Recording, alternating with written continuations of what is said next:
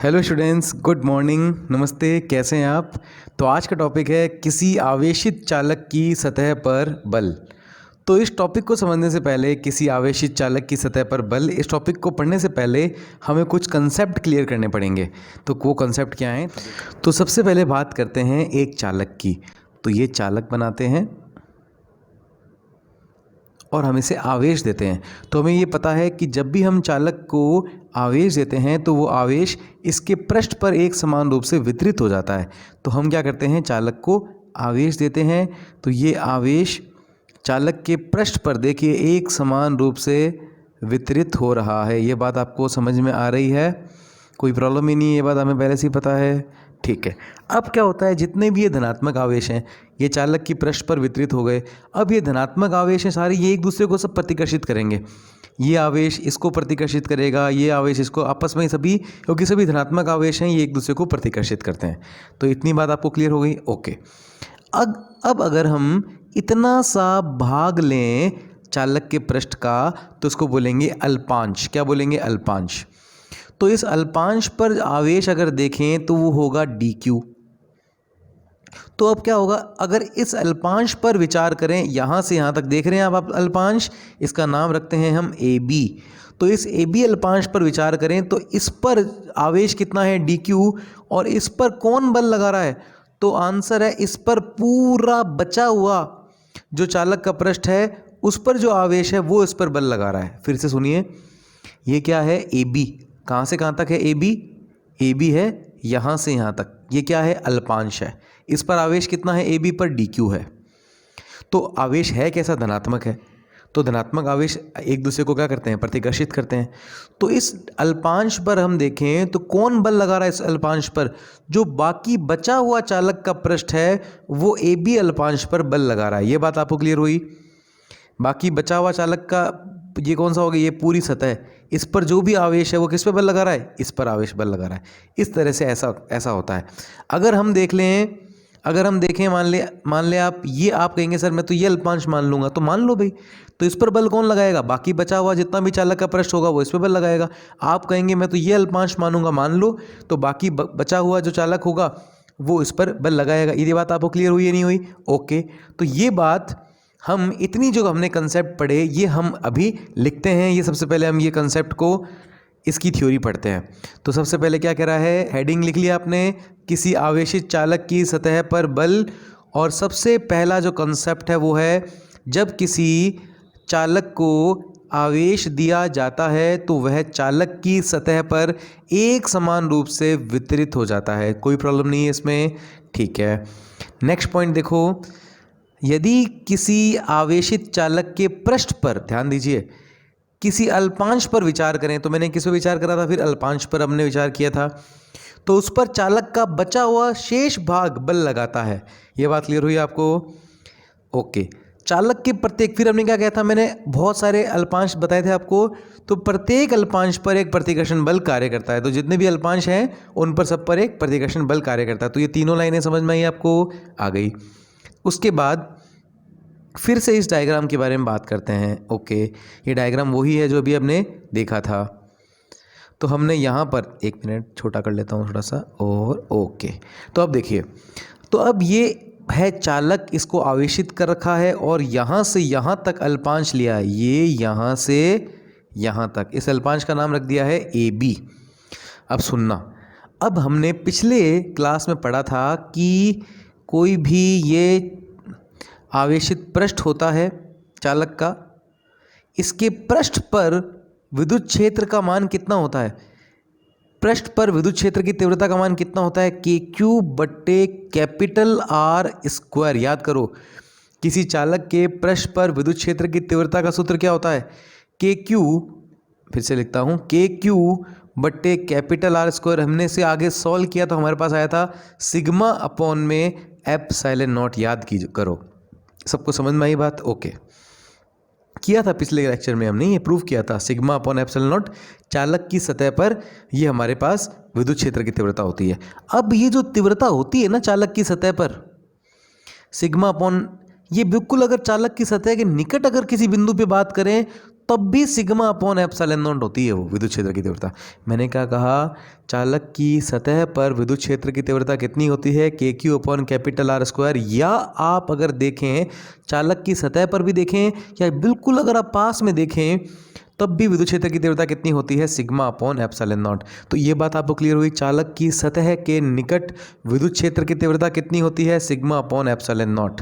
Okay, अब क्या करते हैं हम कि हम ये मानते हैं कि ए बी पर आवेश है, कितना आवेश है ए बी पर, डी क्यू, और बाकी बचे हुए चालक को हमने नाम दे दिया, ये बचा हुआ चालक है इसको हमने नाम दे दिया ए सी बी।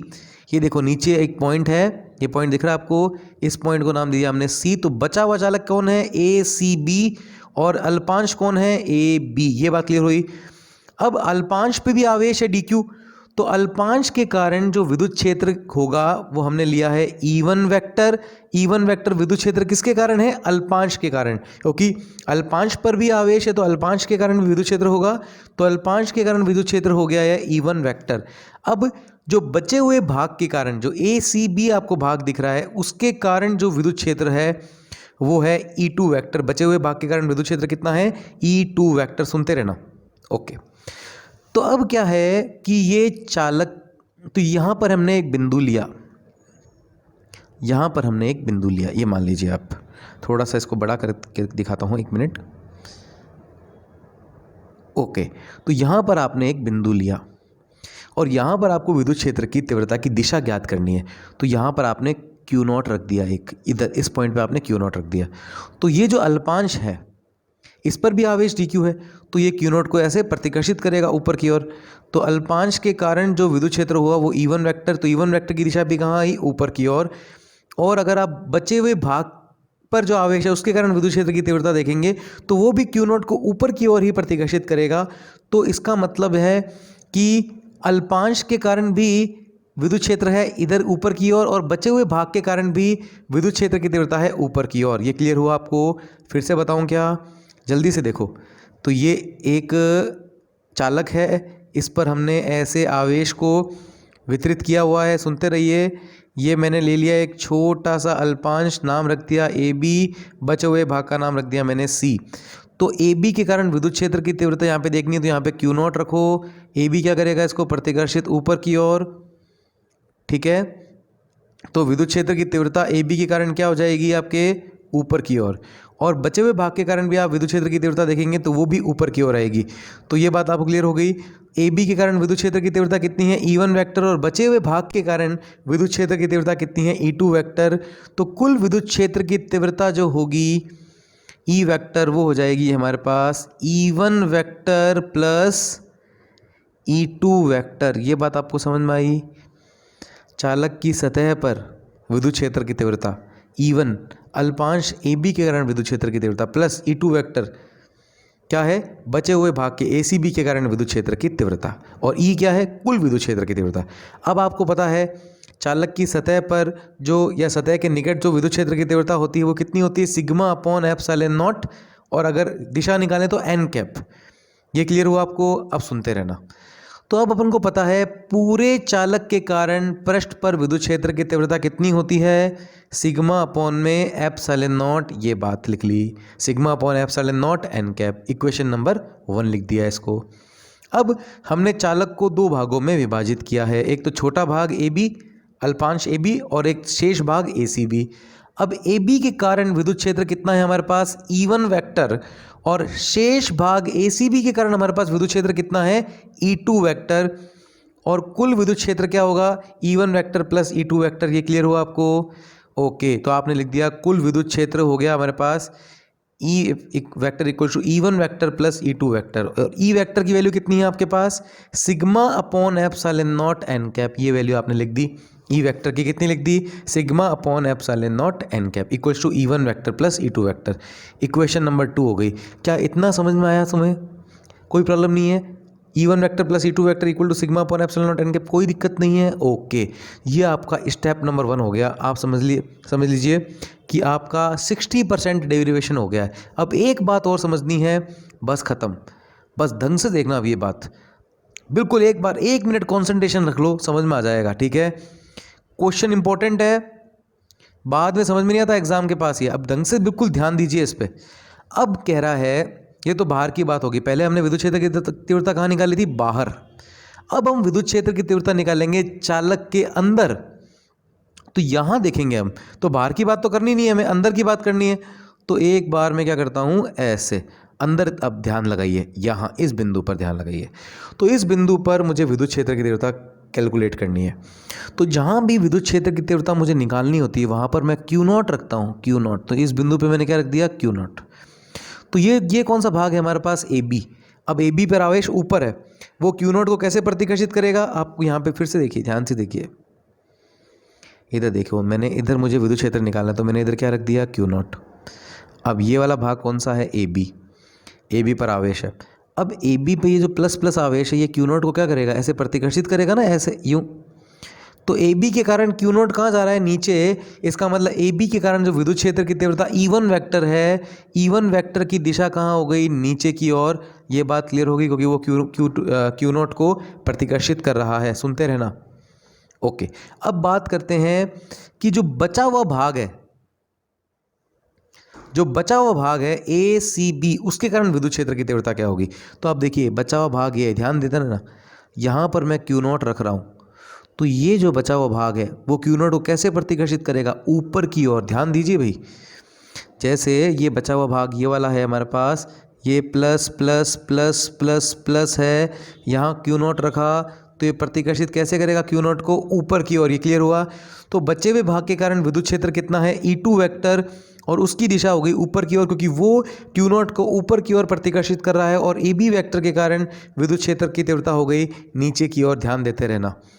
तो अगर हम देखें इस बिंदु पर, ऊपर की ओर जो विद्युत क्षेत्र लग रहा है वो है E2 वेक्टर, और नीचे की ओर जो विद्युत क्षेत्र है वो है E1 वेक्टर। तो अगर चालक के अंदर हम कुल विद्युत क्षेत्र की तीव्रता देखें, चालक के अंदर कुल विद्युत क्षेत्र की तीव्रता कितनी है, ऊपर जो है उसे हम पॉजिटिव लेते हैं, तो E2 वेक्टर को हम लेते हैं पॉजिटिव, और E1 वेक्टर नीचे है इसलिए हम लेते हैं E2 vector minus E1 vector. सुनते रहना।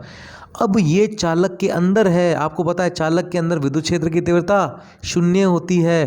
तो इस E वेक्टर की जगह मैं क्या लिख दूंगा, 0। तो कितना आ जाएगा, E2 vector minus E1 vector equal to 0। E2 vector minus E1 vector equal to 0। इसका मतलब क्या हो गया यहाँ से, E1 vector equals to E2 vector. क्या हो गया यहाँ से, E1 vector equals to E2 vector. ये क्लियर हुआ आपको। देखो भाई, ये चीज़ मैंने यहाँ पे एक्सप्लेन कर दी है। जो चालक के अंदर लिया है मैंने O बिंदु पर विद्युत क्षेत्र की तीव्रता, तो चालक के अंदर कुल विद्युत क्षेत्र की तीव्रता कितनी होती है, 0 होती है। तो आपने देखा E2 vector minus E1 vector equal to E0 vector, और E0 कितना हो जाएगा, 0। तो यहाँ से आपके पास आ जाएगा E1 vector equals to E2 vector. क्या आ जाएगा, E1 vector equals to E2 vector. Okay, तो इसका मतलब यहाँ पर मैं E1 की जगह भी E2 लिख सकता हूँ, E2 की जगह E1 लिख सकता हूँ, क्योंकि E1 और E2 इक्वल हैं। तो यहाँ पर देखिए मैं क्या करता हूँ, E वेक्टर E1 की जगह मैं लिख लेता हूँ E2 वेक्टर, प्लस E2 की जगह E2 ही पड़ा है। तो यहाँ पे क्या आ गया है आपके पास, 2E2 equals to E vector. ये क्लियर हुआ आपको। ध्यान देते रहना।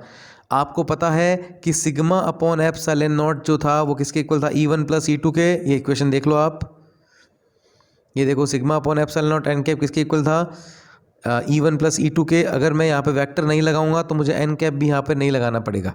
तो मैं क्या करता हूँ, E1 की जगह क्या पुट कर लेता हूँ, E2, और E2 की जगह भी E2, और मैं वेक्टर नहीं लगा रहा हूँ तो मैं एन कैप भी नहीं लगाऊंगा। तो कितना आ जाएगा मेरे पास, ध्यान दीजिए भाई, sigma upon epsilon naught, N cap नहीं लगाया है तो इधर वेक्टर नहीं लगाना। E1 की जगह मैंने E2 लिख दिया, E2 की जगह E2 पड़ा है। तो 2E2 equal to sigma upon epsilon naught. यहाँ से वैल्यू किसकी पता लगी मुझे, E2 की। तो E2 की वैल्यू कितनी आ गई, sigma upon 2 epsilon not. E2 विद्युत क्षेत्र किसका है, जो बचे हुए भाग ए सी बी के कारण जो विद्युत क्षेत्र है वो कौन है, E2, और उसका मुझे मान पता लग गया है। अब ए सी बी के कारण जो विद्युत क्षेत्र है वो कौन है, E2, और वो ACB के कारण जो विद्युत क्षेत्र E2 है वो किस पर बल लगाएगा, अल्पांश AB पर। ध्यान दीजिए, ACB के कारण विद्युत क्षेत्र कितना, E2, और वो विद्युत क्षेत्र किस पर बल लगा रहा है, अल्पांश AB पर। बल का सूत्र पता है क्या, क्या होता है, बल का सूत्र होता है QE। क्या होता है बल का फॉर्मूला, बल का सूत्र QE। अब AB पर आवेश तो DQ है, ए बी पर आवेश डी क्यू, तो डी क्यू लिख दो। ए बी पर विद्युत क्षेत्र की तीव्रता कौन कौन लगा रहा है, कौन बल लगा रहा है, कौन सा विद्युत क्षेत्र काम कर रहा है, ए सी बी का विद्युत क्षेत्र काम कर रहा है। तो ए सी बी का विद्युत क्षेत्र हो जाएगा E2। क्या हो जाएगा E2, सुनते रहना। तो E2 कौन है, ए सी बी के कारण विद्युत क्षेत्र की तीव्रता, सुनते रहना। अब ए बी भाग पर कार्यरत बल क्या होगा, तो ए बी भाग पर कार्यरत बल का सूत्र क्या होता है, सुनते रहिए। ये होता है Q इंटू ई, लेकिन ए बी भाग पर आवेश केवल डी क्यू है और विद्युत क्षेत्र की तीव्रता काम कर रही है E2। तो क्योंकि आवेश बहुत अल्प है इसलिए बल भी बहुत अल्प लगेगा, वो हो जाएगा DF। तो ये F इक्वल टू क्यू ही होता है, लेकिन अगर Q की जगह DQ है तो वो बन जाएगा DF equal to DQ multiply E2। फिर से सुनिए, F इक्वल टू QE। अगर आवेश अल्प है तो मैं Q की जगह DQ लिख लूँ, E की जगह क्या लिखना है E2 और F DF, क्योंकि अगर आवेश अल्प है तो फिर बल भी अल्प लगेगा। ये क्लियर हुआ आपको। तो DF की वैल्यू मतलब अल्प बल की आपके पास वैल्यू आ गई है E2 इंटू DQ। ओके, अब E2 का मान कितना है आपके पास, सिग्मा अपॉन 2 एप्सिलॉन नॉट। तो आपने E2 की जगह लिख दिया sigma upon 2 epsilon not. Okay, अब आपको पता है सिग्मा क्या होता है, पृष्ठ आवेश घनत्व। वो क्या होता है, आवेश बटा क्षेत्रफल। तो यहाँ से DQ का मान कितना आ जाएगा, सिग्मा इंटू DA। तो DQ का मान कितना आ गया आपके पास, सिग्मा इंटू DA। ओके, तो आपने यहाँ पर DQ की वैल्यू पुट कर दी, देखो सिग्मा DA, ठीक है। तो ये देखो, ये DQ की वैल्यू पुट कर दिया आपने सिग्मा DA। तो सिग्मा इंटू सिग्मा कितना हो जाएगा, सिग्मा स्क्वायर। ये देखिए सिग्मा स्क्वायर DA अपॉन में 2 एप्सिलॉन नॉट। तो DF की वैल्यू आ गई हमारे पास sigma square DA upon 2 epsilon naught. ये क्लियर हो आपको। ओके, अब ध्यान देते रहना, एक बार इतना समझ में आ गया, ओके इतना छोड़ दो। अब E इक्वल टू, वापस से समझा दूंगा पूरा डेरिवेशन, ध्यान दोगे तो समझ में आ जाएगी बात। बस DF निकालना है, उसके बाद खत्म है खेल। तो E की वैल्यू कितनी थी, सिग्मा अपॉन एप्सिलॉन नॉट। तो सिग्मा की वैल्यू कितनी हो जाएगी, E epsilon naught into E। तो सिग्मा की वैल्यू कितनी हो जाएगी, एप्सिलॉन नॉट इंटू ई। तो इस सिग्मा की जगह मैं लिख दूंगा एप्सिलॉन नॉट इंटू ई। स्क्वायर है तो मैं भी यहाँ पे लगा दूंगा स्क्वायर। तो सिग्मा की जगह मैंने वैल्यू पुट कर दी एप्सिलॉन नॉट इंटू ई और स्क्वायर लगा दिया। मल्टीप्लाई में कितना है, DA अपॉन में 2 एप्सिलॉन नॉट, सुनते रहना। अब यहाँ पर स्क्वायर है तो मैं लिख दूंगा E square epsilon naught square DA upon में 2 एप्सिलॉन नॉट। कोई प्रॉब्लम नहीं है, ठीक है। अब इसमें देखो हाफ जो है इसको आप आगे ले आओ, E square epsilon naught square DA upon में एप्सिलॉन नॉट। अब देखिए ये एप्सिलॉन नॉट है, ध्यान देना, ये एप्सिलॉन नॉट से ये एप्सिलॉन नॉट कट जाएगा और आपके पास आ जाएगा half epsilon naught E square into DA। तो ये चीज़ क्लियर हुई, ये आपके पास आ गया अल्पांश DF, जो अल्पांश AB पर जो बल लग रहा है। और कुल बल कैसे हम प्राप्त करेंगे, समाकलन द्वारा। तो लिख देंगे, फिजिक्स में हमेशा हम क्या करते हैं, कुल बल हम समाकलन द्वारा प्राप्त करते हैं। तो यहाँ पर देखिए मैं इंटीग्रेशन लगा दूंगा, यहाँ पे मैं इंटीग्रेशन लगा दूंगा। तो DF का इंटीग्रेशन आ जाएगा F और यहाँ पर इंटीग्रेशन का साइन ये पड़ा रहेगा। तो ये हमारे पास आ जाएगा कुल बल के लिए व्यंजक। तो इतना ही करना है, अगर कुल बल तक हमसे पूछें तो इतना ही करना है। अब इसी समीकरण को वापस लेकर देखो, वापस लेके चलो इक्वेशन नंबर 5 को। तो अगर इस इक्वेशन में आप DA को नीचे भाग में लगा देंगे तो ये आ जाएगा आपके पास DF बट्टे में DA equals to half epsilon naught E square. और DF मतलब बल और DA मतलब क्षेत्रफल। बल बटा क्षेत्रफल होता है दाब। क्या होता है बल बटा क्षेत्रफल, दाब। तो DF बटा DA की जगह मैं लिख सकता हूँ दाब। तो यह आ गया P equals to half epsilon naught E square.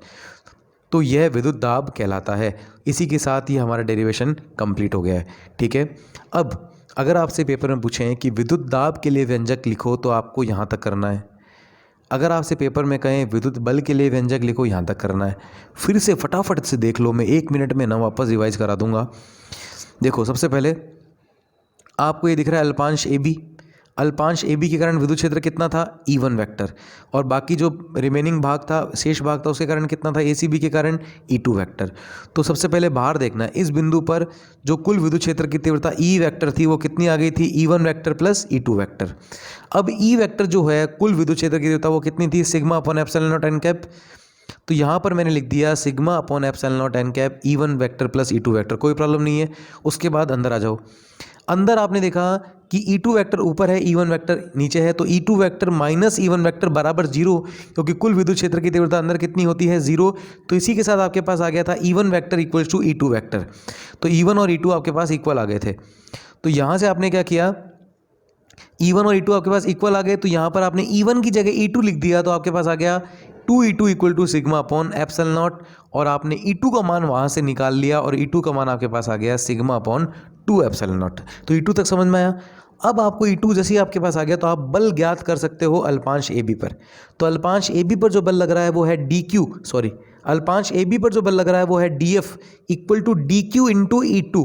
तो क्या F बराबर क्या होता है QE, तो DF बराबर क्या हो जाएगा DQ इंटू E2। E2 की वैल्यू कितनी है सिग्मा अपॉन 2 एप्सिलॉन नॉट। तो ये वैल्यू आपने यहाँ पर इस तरह से ये पुट कर ली। देखो आपने ये समझ में आई आपको बात, ओके। अब क्या करना है आपको, यहाँ तक समझ में आ गया होगा आपको। अब DQ की जगह आपने लिख दिया सिग्मा DA, तो ये हो गया sigma square upon multiply DA upon में 2 एप्सिलॉन नॉट। सिग्मा की वैल्यू आपने पुट कर ली एप्सिलॉन नॉट इंटू E, क्योंकि E equal to sigma upon epsilon naught, sigma की value epsilon naught into E, okay. अब यहाँ पर आपने देखिए स्क्वायर किया, ये आपके पास DF आ गया, समाकलन से आपके पास F आ गया, और आप DF में DA का भाग लगाएंगे तो आपके पास आ जाएगा दाब। तो ये हमारा हो गया है कंप्लीट डेरिवेशन। समझ में आ गया सबको? कोई भी डाउट हो तो पूछो। तो आज के लिए केवल इतना ही, बाकी करेंगे नेक्स्ट लेक्चर में।